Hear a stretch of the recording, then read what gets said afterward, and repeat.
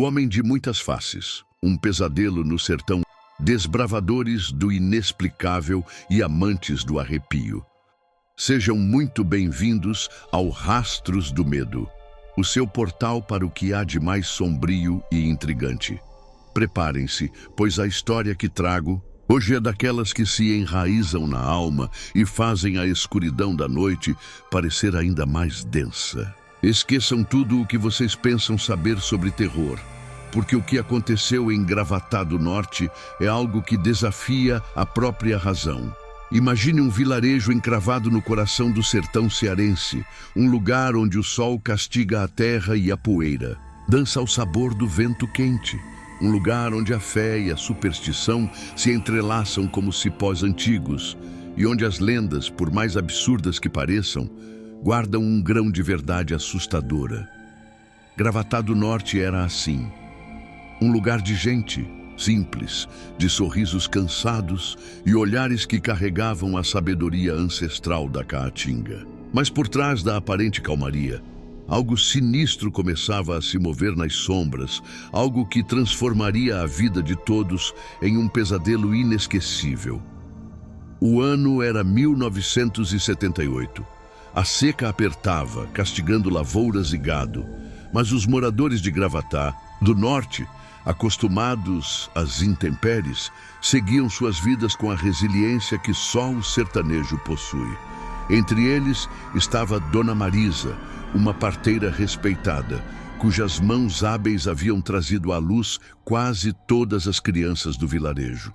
Seus cabelos grisalhos e olhos profundos, marcados pelo tempo e pela vida, guardavam histórias que iriam muito além das paredes de sua casa simples de taipa. Ela era a memória viva de Gravatá, a confidente, a curandeira, a voz da experiência. Certo dia, um forasteiro surgiu na estrada de poeira. Não era incomum que viajantes passassem por Gravatá, mas este era diferente. Alto, magro, com um chapéu de couro que cobria quase todo o rosto, ele se apresentou como Seu Benedito, um comerciante. De gado vindo de Alagoas. Sua voz era rouca, quase um sussurro, e seus olhos, quando visíveis, pareciam não refletir a luz. Havia algo nele que inquietava, uma aura de mistério que se enroscava no ar, como o cheiro de chuva que nunca chega. Seu Benedito instalou-se em uma casa abandonada nos arredores do vilarejo, um rancho que, dizia a lenda, havia sido palco de uma tragédia familiar anos atrás. Ninguém se atrevia a morar ali, exceto ele. Os moradores, inicialmente curiosos, logo passaram a desconfiar do homem. Ele saía sempre ao anoitecer e voltava antes do sol raiar. Ninguém sabia o que ele fazia nessas incursões noturnas. As poucas vezes em que era visto durante o dia, parecia sempre apressado, evitando o contato visual. Seus olhos, sempre escondidos sob a aba do chapéu, eram a única parte de seu rosto que parecia viva, e mesmo assim transmitiam uma estranha e fria indiferença. Os primeiros incidentes começaram de forma sutil, quase imperceptíveis. Animais sumiam misteriosamente das fazendas. Primeiro galinhas, depois cabras e então um bezerro. Os sertanejos, acostumados aos perigos da vida selvagem, atribuíram os desaparecimentos a onças ou coiotes, mas a frequência e a estranheza dos sumiços logo levantaram suspeitas. Um fazendeiro, seu Zeca, jurava ter visto pegadas que não eram de nenhum animal conhecido. Eram grandes, quase humanas, mas com garras afiadas. A tensão aumentou quando as crianças começaram a relatar sonhos estranhos. Pesadelos vívidos com um homem de muitas faces que mudava de semblante a cada piscada, sorrindo com dentes afiados e olhos vazios. Eles descreviam a sensação de serem observados, de uma presença fria e maligna que pairava sobre seus leitos durante a noite. Os pais, preocupados, procuraram Dona Marisa. Ela, com sua sabedoria ancestral, ouviu as histórias com atenção e um pressentimento sombrio se apoderou de seu coração. Ela se lembrou de histórias antigas contadas por sua avó sobre um ser que se alimentava do medo e da identidade, um demônio ancestral do sertão. A lenda dizia que esse ser, conhecido como o Homem de Muitas Faces, podia assumir a aparência de qualquer pessoa que ele desejasse, roubando sua essência e deixando para trás apenas uma casca vazia. Ele se infiltraria nas comunidades, semeando a discórdia e o terror, até que a alma do lugar estivesse completamente consumida. A única forma de identificá-lo era através de seus olhos, que permaneceriam sempre os mesmos, por mais que o rosto mudasse. E, claro, a ausência de um reflexo. Essa parte da lenda, Dona Marisa sabia, era crucial. Uma noite, uma tragédia abalou Gravatá do Norte. A pequena Ana, de apenas 7 anos, sumiu de sua cama. Os pais, desesperados, mobilizaram o vilarejo inteiro para procurá-la. A busca durou a noite toda, sob a luz trêmula de lampiões e o medo crescente que se espalhava como erva daninha. Ao amanhecer, a menina foi encontrada à beira de um açude seco, inconsciente e com marcas estranhas no pescoço. Ela acordou horas depois, mas não era a mesma. Seus olhos, antes cheios de vida, estavam opacos, vazios. Ela não reconhecia os pais, nem falava. Era como se a sua essência tivesse sido roubada. Dona Marisa, ao examinar Ana, sentiu um calafrio percorrer sua espinha. As marcas no pescoço não eram de mordida, nem de estrangulamento. Pareciam marcas de dedos, mas não de dedos humanos. Eram finos, alongados, com pontas que se assemelhavam a garras, e os olhos da menina, os olhos, eles não refletiam nada. Era como olhar para o abismo. A velha parteira soube então que a lenda havia se tornado realidade. O Homem de Muitas Faces estava entre eles. A desconfiança se voltou imediatamente para seu Benedito. Seu comportamento estranho, suas saídas noturnas, a aura de mistério que o cercava. Tudo parecia apontar para ele. Um grupo de homens, liderados por seu Tonho, o mais corajoso do vilarejo, decidiu confrontá-lo. Ao chegarem à casa abandonada, encontraram a porta entreaberta.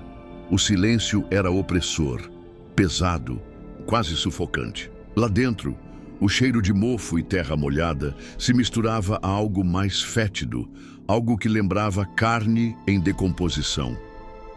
O grupo vasculhou a casa, encontrando objetos estranhos. Desenhos grotescos nas paredes, feitos com o que parecia ser sangue, seco, e um espelho antigo coberto por um tecido escuro. Seu Tonho, impulsionado por um instinto primitivo, arrancou o pano. O que viram no espelho fez o sangue gelar nas veias de todos. O reflexo mostrava não um homem, mas uma figura disforme, com olhos brilhantes e famintos. Era a imagem do próprio medo materializado. E atrás da figura, sombras que se contorciam, como se almas aprisionadas tentassem escapar. Nesse exato momento, seu Benedito surgiu das sombras, com seu chapéu cobrindo o rosto. Seu Tonho, num acesso de coragem e desespero, apontou a espingarda e exigiu que ele revelasse seu rosto. O forasteiro hesitou por um instante e então, com um sorriso macabro que rasgou o semblante, levantou a cabeça. E não havia um rosto. Havia uma massa informe que pulsava e se contorcia, mudando de feições a cada instante, como se todas as faces do mundo estivessem ali, se dissolvendo e se reformando em um vórtice de pavor. Seus olhos, porém, eram os mesmos, fixos, negros, abismais. O pânico se instalou. Os homens gritaram e tentaram fugir, mas a casa parecia ter vida própria. As portas se fechando com um baque seco, as paredes se contorcendo. Uma força invisível os puxava para o centro do cômodo, onde o Homem de Muitas Faces se revelava em sua plenitude horripilante. Sua voz, antes um sussurro rouco, agora era um coro de lamentos e risadas, vozes de suas vítimas se misturando, em uma cacofonia infernal. Lá fora, os moradores de Gravatá do Norte ouviram os gritos. Dona Marisa, com sua sabedoria e coragem, sabia que precisava agir. Ela se lembrou de outra parte da lenda. O homem de muitas faces se alimenta do medo, mas sua fraqueza é a luz e a união. Ele não pode subsistir onde a esperança e a fé prevalecem. Ela reuniu as mulheres e as crianças do vilarejo e, com velas e terços nas mãos, avançaram em direção à casa abandonada, entoando cânticos antigos e orações. A luz das velas, por mais tênue que fosse, parecia ter um efeito sobre a escuridão que emanava da casa. Os gritos lá dentro diminuíram e um som que se assemelhava a um guincho agudo preencheu o ar. Dona Marisa, à frente, sentiu uma energia pulsante, quase palpável, que tentava repeli-la. Mas ela não cedeu. Ela acreditava na força da fé, na união do seu povo. Quando a porta da casa se abriu, revelando o interior caótico, viram o homem de muitas faces encolhido em um canto, contorcendo-se, suas feições distorcidas pelo desespero. A luz das velas o feria, as orações o enfraqueciam. Ele não podia suportar a fé e a coragem daqueles que se recusavam a ceder ao medo. Os homens, atordoados, mas vivos, olhavam para a criatura com horror. Dona Marisa, com uma voz firme que ecoou pela noite, ergueu um crucifixo feito de galhos de jurema e sementes de mucunã. Em nome da luz que nos guia e da fé que nos protege, retorne às sombras de onde veio. Ela clamou, e sua voz parecia ter o poder de 1000 trovões. O homem de muitas faces guinchou novamente, um som de dor e fúria, e então, em um piscar de olhos, ele se desintegrou em uma nuvem escura de poeira e nada. O cheiro de podridão se dissipou, e o ar na casa, antes pesado e sufocante, se tornou leve e puro. A paz retornou a Gravatá do Norte, mas as cicatrizes permaneceram. A pequena Ana, aos poucos, recuperou o brilho nos olhos, mas jamais voltou a ser a mesma. As lembranças do terror se tornaram parte da história do vilarejo, um aviso constante de que a escuridão pode se espreitar nos lugares mais inesperados e que a fé e a união são as únicas armas capazes de combatê-la. O rancho abandonado nunca mais foi ocupado. A população de Gravatá do Norte, após o ocorrido, o demoliram por completo e plantaram um imenso campo de girassóis. Dizem que, nos dias de vento forte, ainda se ouve um sussurro distante, um lamento que ecoa pelas dunas de areia, lembrando a todos que o homem de muitas faces pode ter sido banido, mas nunca completamente erradicado. Ele espera, pacientemente, por uma nova oportunidade, por um novo lugar onde o medo possa florescer. E é por isso que é tão importante estarmos sempre vigilantes, sempre prontos para combater as sombras com a luz da coragem e da esperança. Continua o legado das sombras, a segunda face do terror. Os anos se arrastaram sobre Gravatá do Norte como a poeira fina do sertão, cobrindo as lembranças da noite em que o homem de muitas faces foi confrontado. A velha casa abandonada deu lugar ao campo de girassóis, um mar de flores amarelas que dançavam ao vento como se celebrassem a vitória da luz sobre a escuridão. Dona Marisa, outrora a voz da experiência, agora era uma anciã de passos lentos, mas seus olhos ainda carregavam a lucidez de quem viu o abismo e sobreviveu. A vida no vilarejo tentava seguir seu curso normal. As crianças que haviam presenciado o terror daquela noite cresceram, algumas carregando cicatrizes invisíveis na alma, outras tentando esquecer o pesadelo em meio à dureza da vida no sertão. Mas a paz nunca foi plena.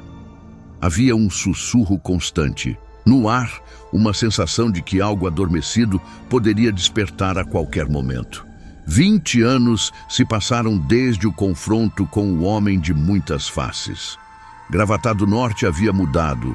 Jovens partiram em busca de oportunidades em cidades maiores, enquanto outros permaneceram agarrados à terra e às tradições. Uma nova geração cresceu, ouvindo as histórias da velha guarda sobre o monstro de muitas faces, ora com incredulidade, ora com um arrepio percorrendo a espinha. Em 1998, um novo forasteiro chegou a Gravatá. Seu nome era Elias, um jovem pálido e franzino, com óculos redondos e um semblante nervoso. Ele se dizia um pesquisador de folclore, interessado nas lendas e histórias da região. Alugou uma pequena casa na periferia do vilarejo e passava os dias mergulhado em livros e cadernos, anotando cada relato dos moradores mais antigos. Elias era fascinado pela história do homem de muitas faces. Ele passava horas conversando com Dona Marisa, que apesar da idade avançada, lembrava-se de cada detalhe daquela noite fatídica. O jovem pesquisador parecia ávido por entender a natureza daquela criatura, suas origens, suas motivações. Sua curiosidade, no entanto, parecia beirar a obsessão, algo que não passava despercebido pelos olhares desconfiados dos moradores. À medida que Elias aprofundava suas pesquisas, coisas estranhas começaram a acontecer novamente em Gravatá do Norte. Pequenos objetos sumiam das casas. Ruídos inexplicáveis eram ouvidos durante a noite, e uma sensação de mal-estar pairava sobre o vilarejo. Os mais velhos, com a memória viva do terror passado, começaram a se preocupar. Seria possível que o mal estivesse retornando? Uma noite, o filho de seu Zeca, agora um homem feito, teve um pesadelo vívido. Ele sonhou com um rosto que se contorcia e mudava constantemente, olhos negros e famintos fixos em seu rosto. Ao acordar, sentiu um frio inexplicável e a nítida sensação de ter sido observado durante o sono. Ele não era o único. Outros moradores relataram sonhos semelhantes, pesadelos que ecoavam as descrições das crianças de 20 anos atrás. Dona Marisa, ao ouvir os relatos, sentiu o velho pressentimento retornar, mais forte e mais sinistro do que nunca. Ela sabia que o homem de muitas faces não era apenas uma lenda, mas uma força sombria que podia adormecer, mas nunca ser completamente destruída. E a chegada de Elias, com sua mórbida curiosidade, poderia ter reaberto velhas feridas. A desconfiança em relação ao jovem pesquisador cresceu exponencialmente. Os moradores começaram a evitá-lo, e seus olhares, antes curiosos, se tornaram frios e acusatórios. Elias, por sua vez, parecia alheio à crescente tensão. Ele continuava suas pesquisas com fervor, cada vez mais isolado e absorto em seus estudos. Uma tarde, Dona Marisa decidiu procurar Elias em sua casa. A porta estava entreaberta e o silêncio no interior era perturbador. A casa, antes modesta e organizada, agora estava um caos. Livros e papéis estavam espalhados por toda parte, paredes cobertas por anotações frenéticas e desenhos grotescos que lembravam as descrições do homem de muitas faces.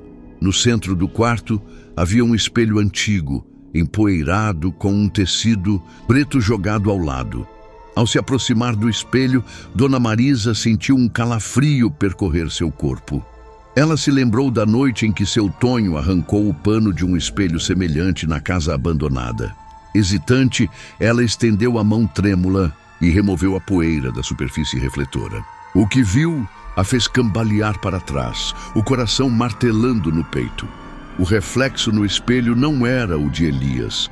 Era um rosto pálido e deformado, com olhos negros e vazios que a fitavam com uma malevolência ancestral.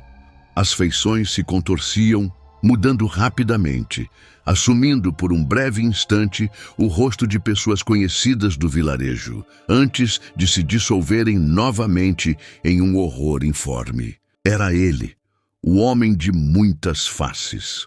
Um arrepio gelado percorreu a espinha de Dona Marisa quando ela percebeu a verdade.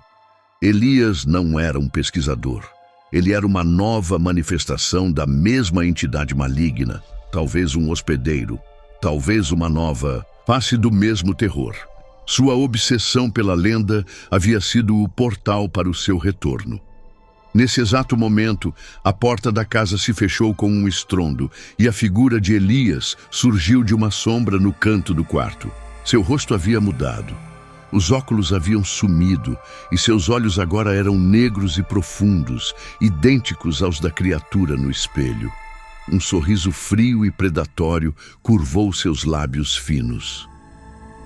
"Vejo que descobriu meu segredo, velha", disse Elias. Sua voz agora rouca e gutural, ecoando com as vozes de muitos. "Mas não se preocupe. Em breve todos em Gravatá conhecerão minhas novas faces." O terror se reinstalou em Gravatá do Norte com uma intensidade ainda maior do que antes. Elias, ou o que quer que fosse que habitava seu corpo, começou a se infiltrar na comunidade, assumindo a aparência de pessoas queridas, semeando a discórdia e o medo. Maridos se voltavam contra esposas, amigos se tornavam inimigos, e a confiança desaparecia, substituída pela paranoia e pela desconfiança. Dona Marisa sabia que precisava agir rápido. Ela reuniu os poucos que ainda se lembravam da primeira batalha, os filhos e netos daqueles que enfrentaram o homem de muitas faces 20 anos atrás. Eles sabiam que a luz e a união eram suas únicas armas. Munidos de fé, coragem e as lembranças dos ensinamentos da velha parteira, eles se prepararam para um novo confronto. Desta vez, o inimigo era mais insidioso, capaz de se esconder sob a máscara da familiaridade, de usar o amor e a confiança como armas. A batalha final ocorreu na igreja do vilarejo, o local que sempre representou a esperança e a união para os moradores de Gravatá. Elias, com o rosto de um jovem recém-casado, tentou manipular a população, instigando o medo e a divisão. Mas os olhos atentos de Dona Marisa e daqueles que sabiam a verdade não se deixaram enganar. A luz das velas da igreja, reforçada pela fé inabalável dos presentes, começou a enfraquecer a máscara de Elias. Seu rosto começou a vacilar, revelando por breves momentos as feições monstruosas que se escondiam por trás da ilusão. O ar se tornou pesado, carregado de uma energia sinistra.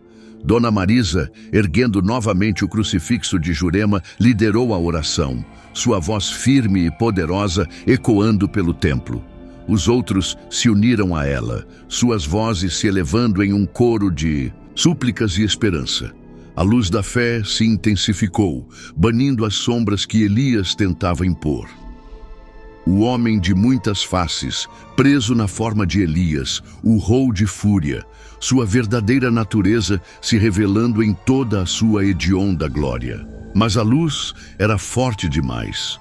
A união da comunidade, fortalecida pela memória da primeira vitória, era um obstáculo intransponível. Com um último grito lancinante, o corpo de Elias estremeceu, e uma sombra escura e disforme se desprendeu dele, dissipando-se no ar como fumaça. A paz retornou à igreja, mas o cansaço e o medo marcavam os rostos dos sobreviventes. Desta vez, a lição foi ainda mais clara. O homem de muitas faces não era uma criatura de carne e osso, mas uma manifestação do medo e da discórdia, capaz de retornar de formas inesperadas, alimentando-se das fraquezas e dos segredos de cada um. A vigilância constante e a força da comunidade eram a única defesa contra esse mal insidioso. Gravatá do Norte nunca mais seria o mesmo. As 2 noites de terror se tornaram um legado sombrio, lembrando a todos que as sombras podem retornar, mesmo quando a luz parece prevalecer. e que a verdadeira batalha contra o medo se trava dentro de cada um, na força da união e na inabalável esperança de um novo amanhecer. O campo de girassóis continuou a florescer, mas agora suas pétalas pareciam carregar a lembrança silenciosa das muitas faces do terror que assombraram o sertão. E essa foi a segunda parte da nossa saga em Gravatá do Norte. Se você se manteve preso a cada palavra e sentiu o arrepio percorrer sua espinha novamente, não deixe de curtir este vídeo e se inscrever no Rastros do Medo para acompanhar o desenrolar de outras histórias que habitam a fronteira entre o real e o sobrenatural.